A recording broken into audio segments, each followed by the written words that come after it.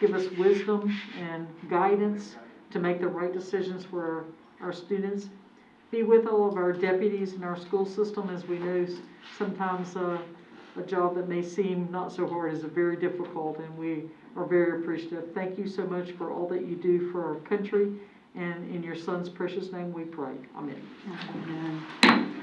Calling the meeting, our special meeting of March 10th today is the 11th. Yeah. To order. Just a reminder, this is a meeting. We will be voting. I think at the last meeting, special meeting that we had, I personally completely forgot to vote on the computer, so I'll remind you now. That way we'll be together as we go through. The agenda items, the first is the proposed allocations for the 21-22 school year. I'll entertain a motion. I'll move approval. Ms. Gilhousen moved to approve. Do I hear a second? Ms. Clark seconded it. And I am remiss, I will go back quickly and just welcome everyone who is here. I don't see anyone who is not somehow involved with the school district, but thank you for being here. And your participation is welcomed and appreciated. Thank you. We have a motion and a second on the proposed allocations. Discussions. Any discussion? Hearing no discussion, all in favor of the proposed allocation signify by saying aye. Aye. Aye. All opposed, nay. The ayes have it, 5-0.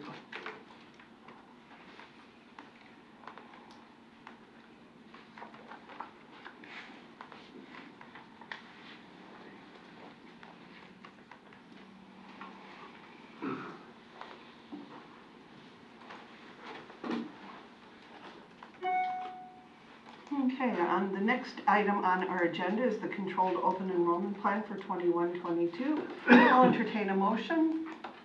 Move approval. I'll second. Ms. Gilhousen approved, Ms. Carrick has seconded it. Any discussion?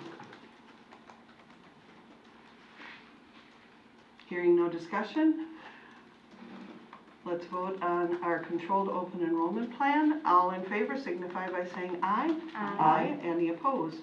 Signify. Not hearing any. The ayes have it, 5-0. 5-0, sorry.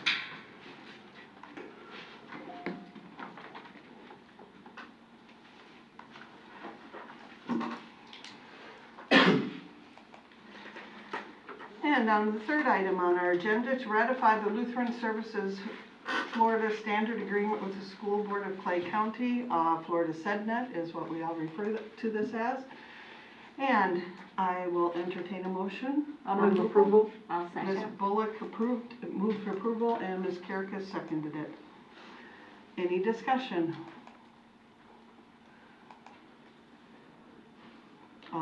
Hearing none, all in favor signify by saying aye. Aye. Any opposed? Motion carries 5-0.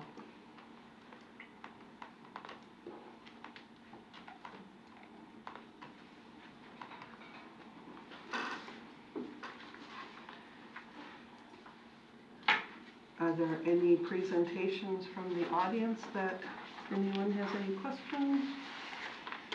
Mr. Superintendent, your comments, please.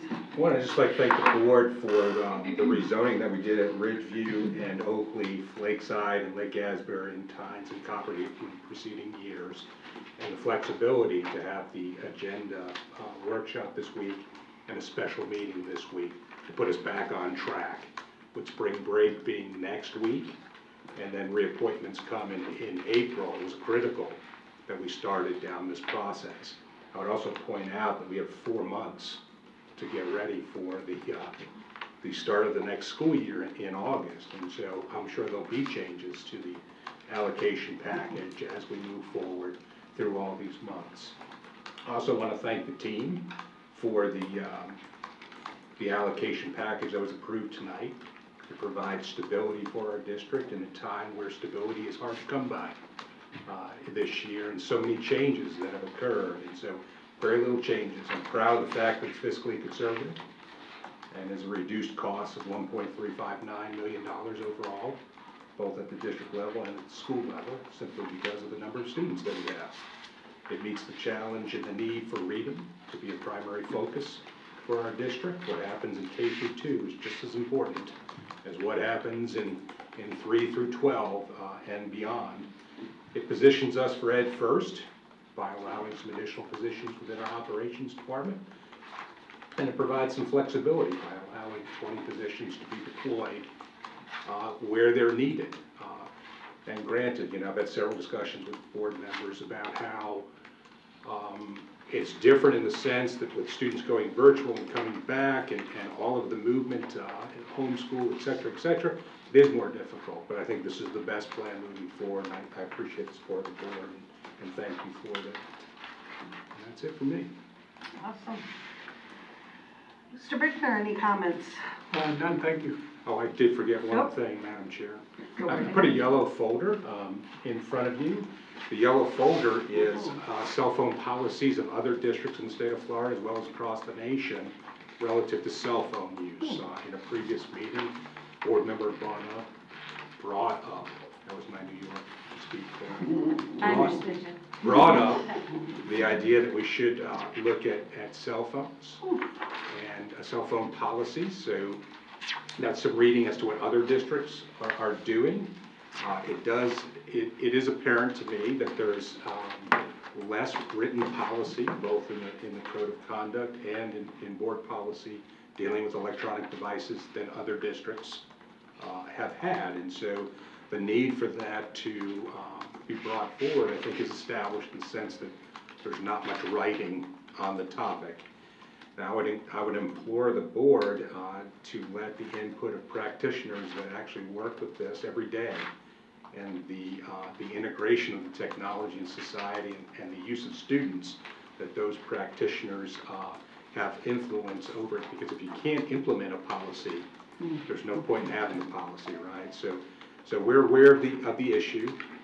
We've sent out a survey to administration.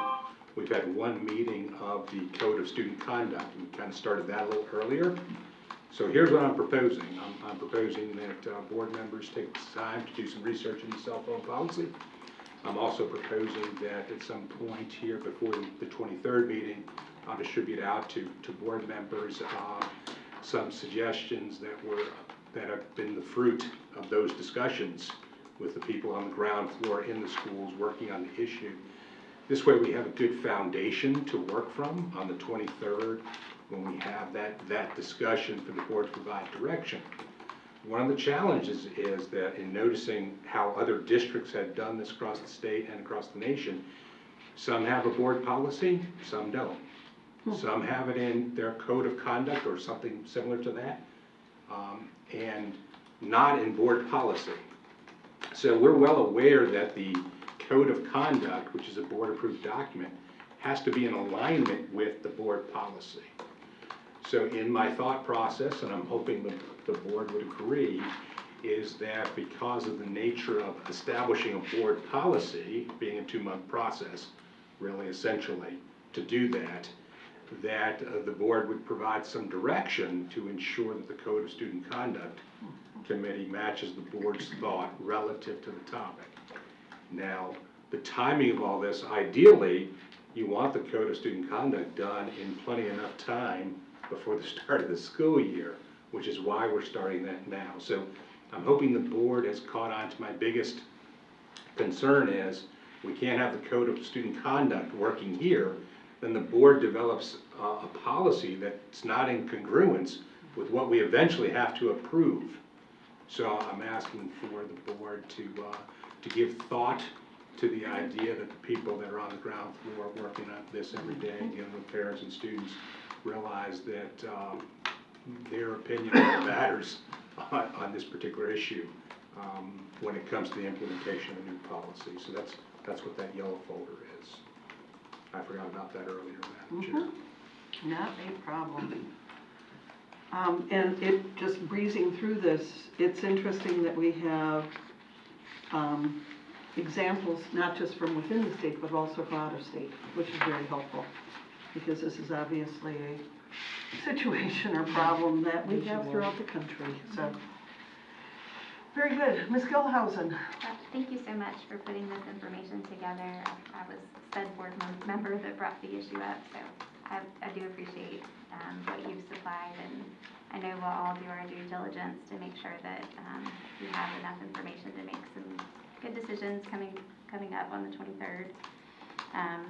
And my original thoughts were that it would be most appropriate to have it within the student code of conduct. I wasn't necessarily looking at creating a board policy. Because to me, board policy is more about the adults, less about the kids. The student code of conduct is more applicable to what happens in a student's daily life, I think, and I would want this to be something that they review every year, and they don't review board policy every year, but the teachers do go over the student code of conduct every year, so I think that's a good place to put it. But anyway, that's it. Awesome. In addition to what Ms. Gilhausen said, I would think parents probably review the code of conduct also, and it's Right. good for parents to see it too, so it makes perfect sense. Yeah. Ms. Bullock? Well, first of all, I'd like to thank the district for looking over those concerns I had and giving back the one position to Clay Hill, and I just want to make sure that we're looking at all those, because I just think this is such an unusual year, and to get the numbers right, because while I know it's easier to add, it's also can be destructive when you take away too. So anyway, and in honor of Women's History Month, I'm sure a lot of you saw the paper last week, and Keystone Heights Color Guard, all girls color guard, won first place at Matanzas High at a competition. So I'm very proud of that. So anyway, so if you get a chance to look at I guess it was a couple of weeks ago, Clay Day. Ms. Clark? Nothing. Ms. Kierkegaard? Nothing for me. I went to a concert at Oak Leaf High the other evening and was talking to a couple of the administrators from schools that were represented there. And in your comment about, helping schools with allocations, it was, it's one of those, when you ask a principal, could you use more allocations? I think the response from any principal that, former principals in this room as well, would say, yes, and I'll take 3 or 5 or whatever you can give me. And one of the things that I love about this allocation package is the fact that you have hammered into this, Mr. Brosky, the fact that we are flexible, that this is something we're going to review probably daily in many respects over the next 4 months as we get ready for the next school year, and that we've built into this. And this is something that we started, I want to say 4 years ago, that we built into it additional personnel so that when we have the beginning of the school year and we see the need for an additional teacher at one school or at another school, that we have people on board who can step in and we can say, yes, you're going to be assigned, we want you to teach at such and such a school. Principal is on board with it. Everybody pretty much knows. So that we are planning as much as we can to set up success. And that to me is the whole goal. I mean, we want our children to be successful. So thank you for all that you did with that. And since there's no other discussion, you're not going to stop me, right? Can I say something? No. Well, actually, maybe we should talk I'm about asking Nicole. you, Oh, for Nicole? For Nicole. Nicole may be delivering today or tomorrow. So Let's hope it's today. I doubt that she's watching this particular YouTube or whatever. If she's online, not till Nicole, tomorrow. She's gonna be you've got other unhappy. things to think about. So, but we wish her the best at this point, and we wish her peace. Because it's not going to happen again for the next 18 years. No, on that note, we'll adjourn. Is your computer No, I took a permit off.